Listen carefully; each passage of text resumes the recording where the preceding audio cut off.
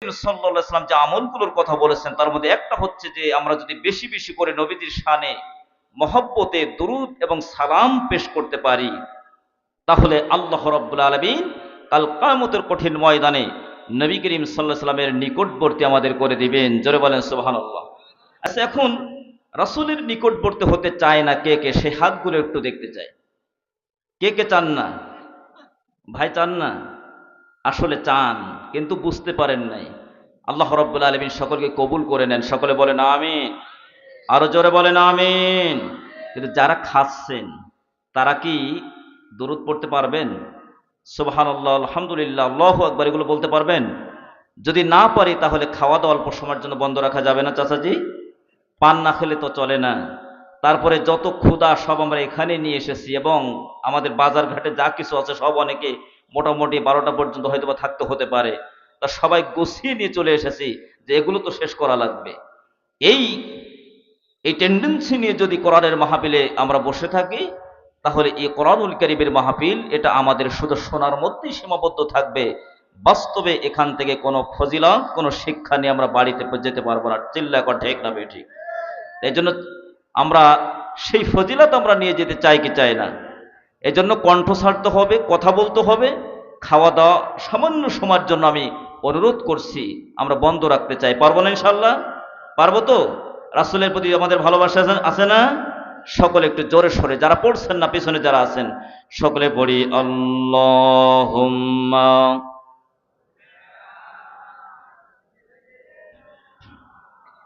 মাওলানা মুহাম্মদ وعلى آل سيدنا। ইমানের দাবি যদি কোরবানি হয়, সে দাবি পূরণে আমি তৈরি থাকি যেন। ওগো দয়াময় আমার প্রভু দয়াময়,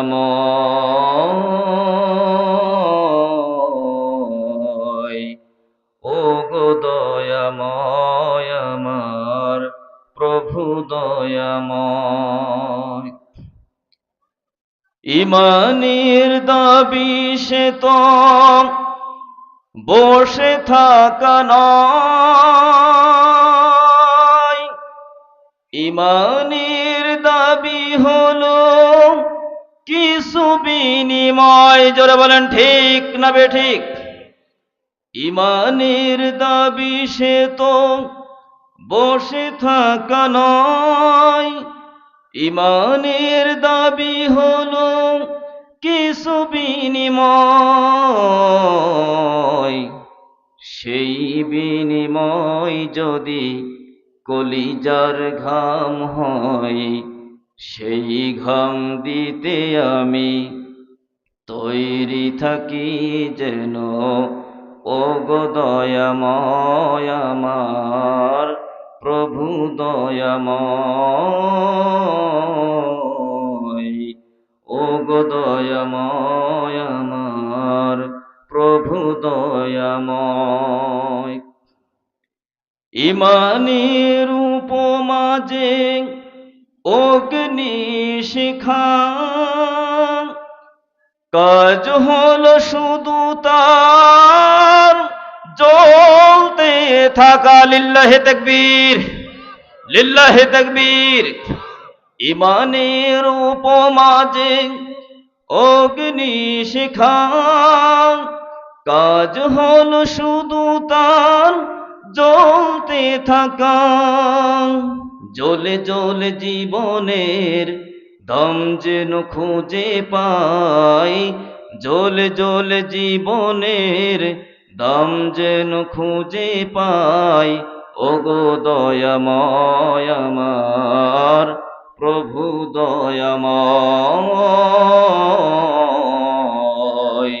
ওগো দয়াময় আমার প্রভু দয়াময়। সকলে বলি মারহাবা। বাংলাদেশের দক্ষিণ পশ্চিম অঞ্চলের ঐতিহ্যবাহী জেলা যশোর মনিরামপুর উপজেলার অন্তর্গত। মনিরামপুর তো এটা নাকি না সদরের মধ্যে? মনিরামপুর উপজেলার অন্তর্গত খর্দ গাংড়া ঈদগাহ মাঠ প্রাঙ্গণ, মনিরামপুর সদর যশোর একদিন ব্যাপী 14তম ঐতিহাসিক তাফসীরুল কোরআন মাহফিলের দ্বিতীয় অধিবেশনের সম্মানিত সভাপতি, এই জনপদের কৃতি সন্তান হাজিউল হারামাইন জনাব আলহাজ লিয়াকত আলী সরদার, বিশিষ্ট সমাজসেবক, আতাউল্লাহু ওমরাহু ওয়া বারাকাল্লাহু ফি হায়াতি, সকলে বলেন আমিন। সভাপতি আলহামদুলিল্লাহ, মুরব্বী মানুষ আমরা এইরকম আমাদের সভাপতি মহোদয়ের যে সুন্দর যে সুন্নতি দাড়ি লেবাস পা থেকে একেবারে মাথা পর্যন্ত, আমরা কোরআনের মাহফিলে এইরকম সভাপতিকে দেখতে চাই, ঠিক কেনা বলেন? কিন্তু আসলে বিগত সময়ে এইরকম দেখা যায় নাই। যার যেমন শক্তি পাওয়ার সে তেমন ওটাকে পাওয়ার খাটিয়ে ওই জায়গাটিকে দখল করার জন্য এমন কোনো হীন পরিকল্পনা নাই যা তারা গ্রহণ করে নাই। যারা বলেন ঠিক না বে ঠিক? জালিমে পরিণত হয়ে গিয়েছিল। মজলুমের আর্তনাদ যখন রব্বি কারীমের আর সাজিমে যখন ঠেকে গিয়েছে, তখন আল্লাহ রাব্বুল আলামিন বলছেন আর মোটেও সময় দেওয়া যায় না। আল্লাহ পাক এক থাপ্পড় দিয়েছেন, একবার জামিন থেকে গারদ করে দিয়েছেন। যারা বলেন ঠিক না বে ঠিক? আল্লাহ রাব্বুল আলামিন মুহতারাম সভাপতি সাহেবের হায়াতে তয়্যিবা সিহাতে কুল্লিয়াত কামনা করছে, সকলে বলেন আমিন। আজকের মাহফিলের অন্যান্য অতিথিবৃন্দ, বিশেষ করে আমার পূর্বে কথা বলেছেন আমাদের যশোরের কৃতি সন্তান, আমার একান্ত প্রিয় বন্ধুবর, সফর সাথী হাফেজ মাওলানা শফিকুল ইসলাম যশোরী, চমৎকার কথা বলছিলেন, ঠিক না বলেন? চমৎকার তিনি কাটা কাটা কথা বলছিলেন, সত্যিই মুগ্ধ হচ্ছিলাম। আরও বেশি ভালো হতো যদি আরও কিছু সময় বাড়িয়ে দেওয়া যেত, কিন্তু time and tide wait for none, আল ওয়াক্তু ওয়াসাইনালুল বাহর লা ইয়ানতাজিরু লি আহাদিন, সময় এবং স্রোত আমাদের কারোর জন্য অপেক্ষা করে না। এই জন্য অনিচ্ছা থাকা সত্ত্বেও একজনকে নামতে হয়েছে আর একজনকে উঠতে হয়েছে। যারা বলেন ঠিক না বে ঠিক? সম্মানিত বন্ধুবার, ভাইয়ের জন্য দোয়া করছি আল্লাহ রাব্বুল আলামিন তার কণ্ঠকে ইসলামের জন্য, কোরআনের জন্য কবুল করে নেন, সকলে বলেন আমিন। কথা বলেছেন সালাতুল ইশার পূর্ব মুহূর্ত পর্যন্ত এই জনপদের কৃতি সন্তান, বিশিষ্ট আলেমে দ্বীন, আমার একান্ত প্রিয় বন্ধুবর হাফেজ মাওলানা মাহবুবুর রহমান তাওহিদি, আপনাদের এলাকার সন্তান, অপরিচিত কেউ, আপনাদের সন্তানদেরকে আপনারা জায়গা করে দিবেন, আপনাদের সন্তানদের জন্য আপনারা দোয়া করবেন। আল্লাহ রাব্বুল আলামিন আপনাদের মান সম্মান, আপনাদের সুখ্যাতি, আপনাদের ইজ্জত সম্মানের পরিধি আল্লাহ রাব্বুল আলামিন বৃদ্ধি করে দেবেন। সুবহানাল্লাহ।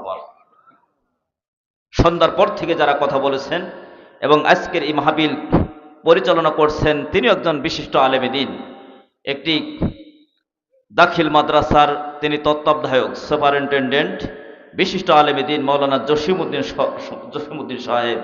আমি দেখলেই বুঝতে পারতেছি যে একজন আলেম মানুষ। আসলে আমরা চাই আশেপাশে এরকম আলেম ওলামা দ্বারা ভরপুর হয়ে যাক।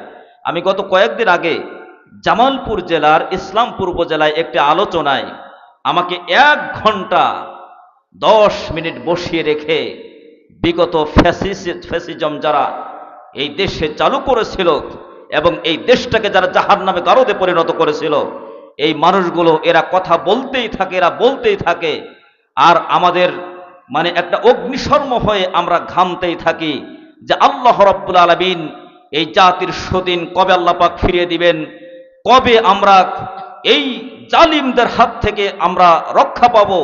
যে আসলে তারা আমাদেরকে সাজেশন দেয় কি কথা বলতে হবে। তাদের কথা শুনলে মনে হয় যে এই যে 20 বছর ধরে আমরা যারা লেখাপড়া করেছি, আমরা তো আসলে বই কিতাব পড়ি নাই, আমরা হয়তো ঘোড়ার ঘাস কেটে তারপরে এখানে এসেছি। এই জন্য ক্লাস 5 পাস, হয়তোবা কেউ 10 পাস বা 8 পাস, তারা আমাদেরকে সাজেশন দেয়, হুজুর এইটা বলা যাবে না, সেইটা বলা যাবে না। যেইটা বলতে যায় সেখানে তাদের ব্যথা, তাদের ব্যাধি এমন রূপ নিয়েছিল যে কোরআনুল কারীমের সূরা ফাতিহা থেকে সূরা নাসের একবার শেষ পর্যন্ত যখনই আমরা কথা বলেছি, সব জায়গায় তাদের ব্যথা লাগতো। এই জন্য আমরা বলতাম যে আসলে সমস্যা হচ্ছে আমাদের সাথে নয়, সমস্যা হচ্ছে আলেম ওলামার সাথে নয়, সমস্যা হচ্ছে, মূল সমস্যা হচ্ছে মহাগ্রন্থ কোরআনুল হাকিম। জোরে বলেন ঠিক কিনা? এই কোরআনুল হাকিমকে যদি জামিন থেকে গারদ করে দেওয়া যায়, তাহলে তারা মনে করতো যে লাআল্লাকুম তাগলিবুন, কোরআনকে যদি জামিন থেকে গারদ করে দেওয়া যায় তাহলে হয়তোবা আমরা বিজয় অর্জন করতে পারবো। কিন্তু আসলে হয়েছে তার সম্পূর্ণ বিপরীতটা।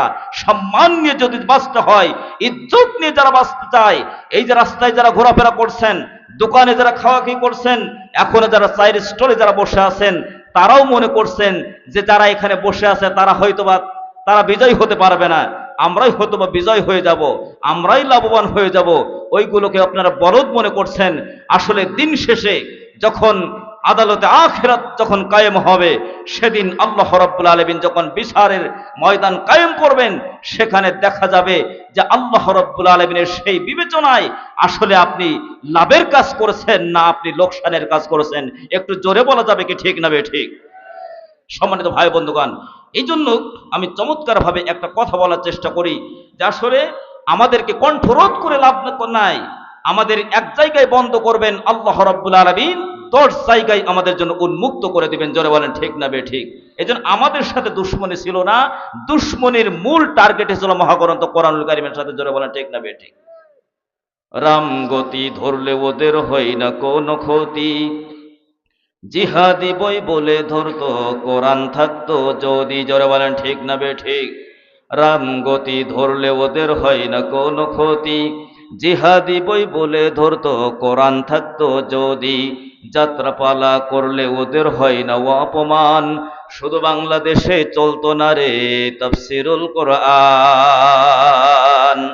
হিন্দু না মুসলমান নাকি উভচরী শয়তান, ওরা হিন্দু না মুসলমান নাকি উভচরী শয়তান। যারা বলেন ঠিক না ঠিক? আসলে তারা যে কি, তারা নিজেরাই নিজেদের ব্যাপারে তাদের কোনো কৈফিয়ত তাদের কাছে ছিল না। যে তারা যেখানে যেত ওই লাউডুগা সাপের মতো রূপ ধারণ করে তারা মাঝে মধ্যে মসজিদে এসেও ঠোকর দিত, আবার তাদের রাজনৈতিক স্বার্থ সিদ্ধির জন্য পূজা মণ্ডপেও যেও তারা ঠোকর মারতে কুণ্ঠাবোধ করতো না, দ্বিধাবোধ করতো না। জোরে বলেন ঠিক না ঠিক? সম্মানিত ভাই বন্ধুগণ, এই জন্য সেই অবস্থা বিগত 5ই আগস্টের আগে এবং 5ই আগস্টের পরবর্তী সময়ে আজ যদি আপনি তুলনামূলকভাবে বিশ্লেষণ করেন যে বাংলার জমিনে রাজধানী থেকে শুরু করে একেবারে প্রত্যন্ত অঞ্চল পর্যন্ত আমরা যে ময়দানে কথা বলছি, একেবারে বিনা বাধায় একবার নির্বিঘ্নে কোন রকম অনুমতি ছাড়াই আল্লাহর কথা বলা যাচ্ছে। জোরে বলেন ঠিক কিনা? এই যে আজকের এই যে মাহফিলের আয়োজন, এই এলাকাবাসী এবং যুব সমাজ আপনাদের সহযোগিতায় যে আয়োজনটি হয়েছে, আমার বিশ্বাস যে কারো কাছে অনুমতি আনতে হয় নাই। যারা ঠিক না বেঠিক? কিন্তু এখন থেকে 4 মাস পূর্বে যখন আপনি কোরআনুল কারীমের একটি ছোট্ট মাহফিল করবেন, তখন আপনার এলাকার যারা পাতি নেতা, যাদের 4 পয়সা কোনো মূল্য ছিল না, এরা আঙ্গুল ফুলে অল্প সময়ের মধ্যে কলাগাছ হয়ে গিয়েছিল, এই মানুষগুলো পাঠিয়ে দিত মেম্বারের কাছে। মেম্বারকে আপনি 2-5 ঘন্টা ধরে তেল মারতে থাকবেন, উনি তেল মারবেন, আপনি তেল মারবেন, আর উনি সেটা নিতে থাকবেন। এরপরে এক পর্যায়ে সে অপারগ হয়ে সে পাঠিয়ে দেবে চেয়ারম্যানের কাছে, চেয়ারম্যান পাঠিয়ে দেবে আপনার পুলিশ ফাঁড়ির কাছে, পুলিশ ফাঁড়ি আপনার নানান রকম ডাটাবেস আপনার তথ্য উপাত্ত নেওয়ার পরে তারা পাঠিয়ে দিবে ডিএসবির কাছে, ডিএসবি পাঠিয়ে দিবে জেলা প্রশাসক যিনি ডিসি আছেন তার কাছে। আসলে এইভাবে বিগত সময়ে যেগুলো করা হয়েছে, মূলত এই জমিন থেকে আল্লাহর কোরআন যাতে আওয়াজ হতে না পারে তার জন্য যা কিছু করার সব কিছু তারা করেছিল। এই জন্য তারা এখনোই তারা মানবতার কথা বলছেন। তারা আমাদের বলছেন, হুজুর এমন কিছু বলেন না যাতে আমাদের কষ্ট লাগে। আসলে আপনার কষ্ট তো লাগবেই, কারণ আপনারা বিগত সময়ে যা কিছু করেছেন, আমরা হালকা কিছু আমরা বলছি, বেশি বলছি না। তবে যদি তাওবা করে ফিরে আসেন, আল্লাহ রাব্বুল আলামিন যতক্ষণ তাওবার দরজা বন্ধ করে না দিচ্ছেন ততক্ষণ পর্যন্ত আপনাদের ফিরে আসার সুযোগ আছে। বিগত সময়ে যে কাজগুলো করেছেন, কোরআনের সাথে যে ধৃষ্টতা দেখিয়েছেন, আলেম ওলামাকে জেলে বন্দি করেছেন, মানবতাকে ধ্বংস করেছেন, দেশটাকে তলাবিহীন ঝড়িতে পরিণত করেছেন, যে অন্যায় অপকর্ম বলতে যা বোঝায় এমন কোন অপকর্ম নাই যা আপনাদের দ্বারা সংগঠিত হয়নি। সেগুলো থেকে আপনি ফিরে আসেন, তওবা করেন। আল্লাহ রাব্বুল আলামিন তওবার দরজা এখনো বন্ধ করে দেয় নাই, ঠিক না বলেন? তওবার দরজা কি বন্ধ হয়ে গেছে? কথা কন না কেন? তওবার দরজা এখনো খোলা আছে। এখনো সময় আছে, ফিরে আসুন। আমরা বুক ভরা কলিজা ভরা ভালোবাসা নিয়ে দরদ দিয়ে আপনাদেরকে আহ্বান করছি যে শয়তানিগুলি করেছেন, এই শয়তানি থেকে ফিরে আসুন। আল্লাহ এবং আল্লাহ রাসূলের নির্দেশিত এবং প্রদর্শিত পথে জীবন পরিচালনা করার মধ্য দিয়ে আপনার ইহকালীন সফলতা এবং চূড়ান্ত সেই সফলতা এবং বিফলতার দিনে আপনি সফলতার মালা গলায় পরে সরাসরি আল্লাহর জান্নাতে চলে যান। সেই জন্য আমরা আপনাদেরকে আহ্বান জানাচ্ছি। আল্লাহ রাব্বুল আলামিন সকলকে কবুল করে নেন। সকলে বলেন আমিন। আরো জোরে বলেন আমিন। সম্মানিত হাজিরিন, তাফসীরুল কোরআন মাহফিল, বলেন তো কি মাহফিল? তাফসীরুল কোরআন মাহফিল। কোরআনুল কারীমের মূলত ব্যাখ্যা কে দেন? জোরে বলেন তো কে দেন? এই ব্যাখ্যা আল্লাহ রাব্বুল আলামিনের কথাগুলো আমাদের মাধ্যমে, আমরা যেহেতু মেসেঞ্জার, আমরা এই রিসালাত বহন করি। আসলে অনেক সময় আমাদের দিকে ভুরু কুঁচকিয়ে কপাল দলা করে মানুষে আমাদের দিকে তাকাতো এবং কি শুরু করলো যে হুজুর আসলো ঠিকই, এত টাকা পয়সা খরচ করে আনলাম, হুজুর আসলেন এবং আমাদেরকে শুধু বাঁশ দিয়ে গেলেন। কি দিয়ে গেলেন? বাঁশ দিয়ে গেলেন। তা আমরা তখন বলি যে আছে তো এখানে বাঁশ, বাঁশ ছাড়া কিছুই তো নাই, তা আমরা বাঁশ আছে দেব কি কুঞ্চে নাকি? এজন্য বাঁশ খাওয়ার কাজ করেন না, ভালোভাবে চলেন এবং আল্লাহর কোরআনকে সামনে রাখেন। আমরা পার্লামেন্টে নিজেরা যেতে চাই না, আল্লাহর কোরআনকে পাঠাতে চাই, ঠিক কিনা বলেন? আমাদের ক্ষমতার প্রয়োজন নাই। আল্লাহর কোরআনকে যদি পার্লামেন্টে পাঠানো সম্ভব হয়, তাহলে এই দেশ এবং জাতি এবং সকল শ্রেণীর ধর্ম বর্ণ নির্বিশেষে সব শ্রেণীর মানুষ সুখী এবং সমৃদ্ধিশালী হবে। ন্যায় এবং ইনসাফ ভিত্তিক সমাজ যদি কায়েম হয়ে যায়, যে রাষ্ট্রের কনস্টিটিউশন তথা সংবিধান যদি হয়ে যায় কোরআন, সেই সমাজে কোনো অশান্তি থাকতে পারে কি? কথা বললেন না কেন পিছনে ভাইয়েরা? আর কোনো অশান্তি থাকতে পারে? এই জন্য বিগত সময়ে আলেম ওলামা এবং ইসলামী সংগঠনগুলোর বিরুদ্ধে যে প্রপাগান্ডা ছড়ানো হয়েছে যে আলেম ওলামা যদি আসে তাহলে তোমরা এইটা করতে পারবা না, সেইটা করতে পারবা না, যারা অমুসলিম আছো তোমরা নিরাপত্তাহীনতায় ভুগবা, তোমাদের এই দেশে জায়গা হবে না, দাদা বাবুদের দিকে চলে যেতে হবে, তাদেরকে বুঝিয়ে বুঝিয়ে এমন করা হয়েছে যে আসলে অশান্তিময় পরিস্থিতি তৈরি করা হয়েছিল। কিন্তু আসলে বর্তমান সময়ে আপনি যখন অমুসলিম যারা তাদের বক্তব্য যখন শুনবেন, দেখবেন যে এতদিন তাদেরকে যা বোঝানো হয়েছে আসলে সব ছিল তাদের রাজনৈতিক চালবাজি ছাড়া আর কোনো কিছুই নয়। জোরে বলেন ঠিক না বেঠিক? এখন প্রকাশ্যে ময়দানে এসে তারা কথা বলছেন, ইসলামী সংগঠনের পক্ষে কথা বলছেন, এবং যারা বিগত সময়ে ইসলামী সংগঠনের বিরুদ্ধে তাদেরকে লেলিয়ে দিত, উস্কানি দিত, তাদের ব্যাপারে তাদের যে সে আসল চরিত্র এখন শুধু মুসলমান নয়, অমুসলমানদের কাছেও স্পষ্ট হয়ে গেছে। জোরে বলেন ঠিক না বেঠিক? সময়ের ব্যবধানে আরো স্পষ্ট হবে। সকলে বলে ইনশাআল্লাহ। আরো জোরে বলেন ইনশাআল্লাহ। সম্মানিত ভাইরা, রাগ করলেন? এই জন্য আপনারাও তো হয়তো শেষ পর্যন্ত অনেকে থাকবেন না, আপনাদের শয়তানে পিন মারতে থাকবে, অনেকে দৌড় মারবেন। এই জন্য মূল আলোচনায় যাওয়ার আগে হেডলাইন্স গুলো আপনাদেরকে জানিয়ে দিলাম। সকলে বলেন মারহাবা। আরো জোরে বলেন মারহাবা। কোরআনুল কারীম শুনতে এসেছি। মহাগ্রন্থ কোরআনুল কারীমের 29 নম্বর সূরা সূরাতুল আনকাবুত থেকে আমরা কিছু কথা আলোচনা করার চেষ্টা করব। ওমা তৌফিকি ইল্লা বিল্লাহ আলাইহি তাওয়াক্কালতু ওয়া ইলাইহি উনীব। আচ্ছা, আমরা যদি কিছু সময় আলোচনা করি একটু ধীর স্থির ভাবে, মন এবং মনন দিয়ে, শুধু এই চর্ম চোখ দ্বারা নয়, আমরা কি হৃদয়ের যে চোখ, হৃদয়ের যে কান, যে অন্তঃকরণ আছে, সেই অন্তঃকরণ দিয়ে অল্প সময় একটু কথা শোনা যাবে না? সকলে